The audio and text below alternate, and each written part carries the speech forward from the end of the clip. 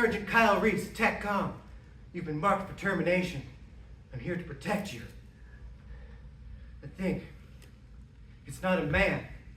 It's a cyborg. A cybernetic organism. The Terminators, they're infiltration units, okay? Underneath, they're a hyper-alloy battle chassis. Microprocessor controlled. Very tough. But over it, living tissue. Hair, skin, blood, all grown in vats for the machines. Yeah, they can't do that now. Not until about 40 years from now. That thing's from the future, and so am I. Why are they after you? There's a war. I wasn't there for that. I was born after, in the ruins. But then one man came along. He taught us to fight back. To cross the wires and into the camps. To smash those metal motherfuckers. He brought us back from the brink. And his name was Connor.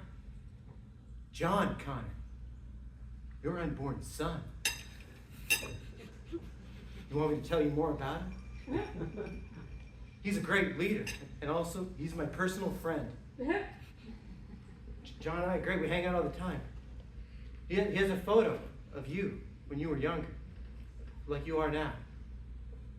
And of all the soldiers in the human resistance, I'm the only one he lets masturbate to that photo. And sometimes he calls me Dad by accident, and then he laughs awkwardly for like a minute straight. What a funny guy. And the last thing he told me before I entered the time bubble was he made me promise two things. One, that under no circumstances would I let anything happen to you. And two, that I wasn't allowed to wear condoms anymore, and he wouldn't say why. I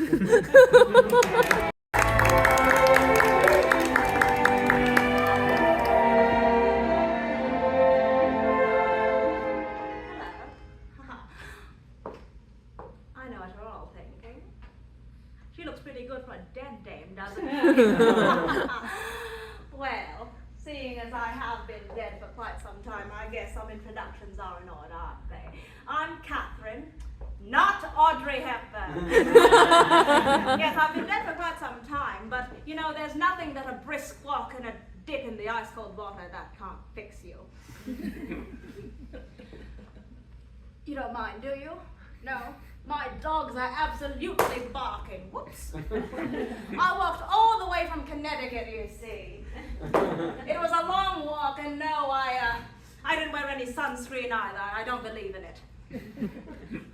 Not if you're a true red-blooded American with a strong constitution. The sun will just deflect off of you. I'm not taking off the socks, not for free. Let me see.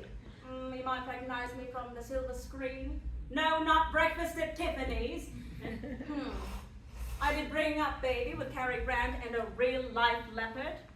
Yes, back in those days, you could just do all of that. The actors wouldn't whine about their safety. No, we did it because we were proud. We were proud to be actors, acting opposite a leopard.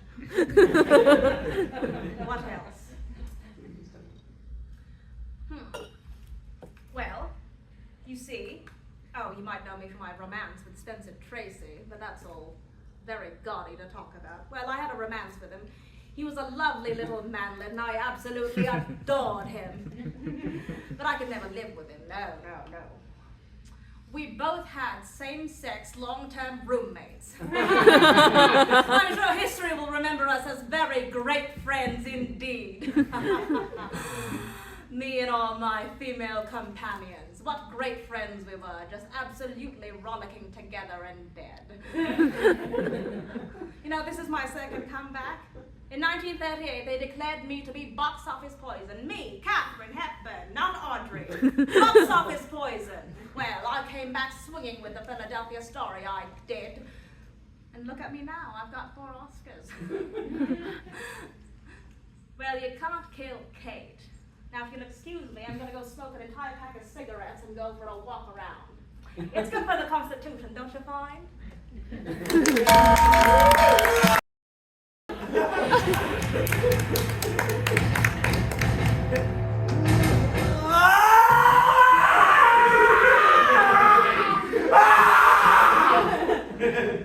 Are you supposed to be on set? You... Sorry, time travel. There was a lot of smoke. Oh, there's going to be a lot of smoke in just a few seconds. Katherine Hepburn, Yeah. Skynet wants to kill you. What is a Skynet?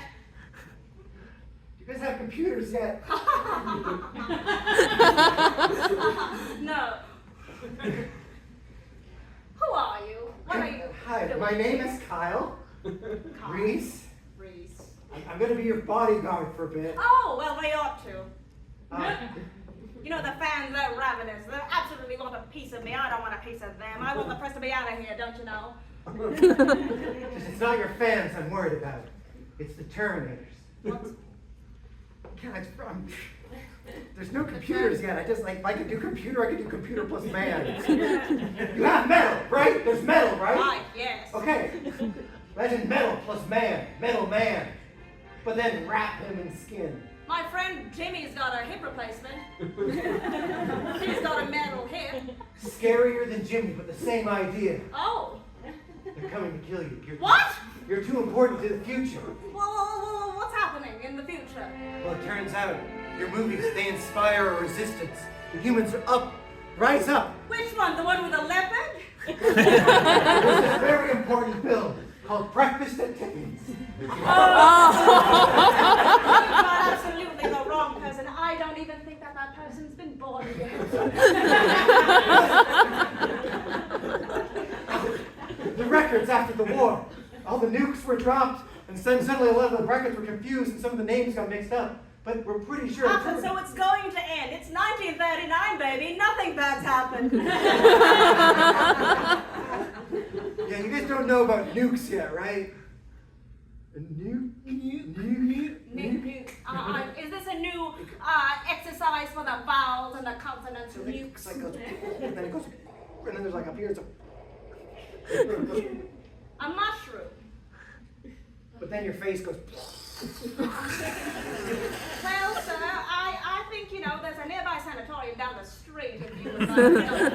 I'm not crazy! Okay, all right. Why would you think I'm crazy? Well, you just appeared here on your knees, and then you were going on and on about how the Terminators are gonna kill me. You saw like the lightning ball I came in though, right? Well, with special effects, we're very advanced in the 1930s in the film industry. We can afford a real leopard. Why can't we afford a real lightning strike?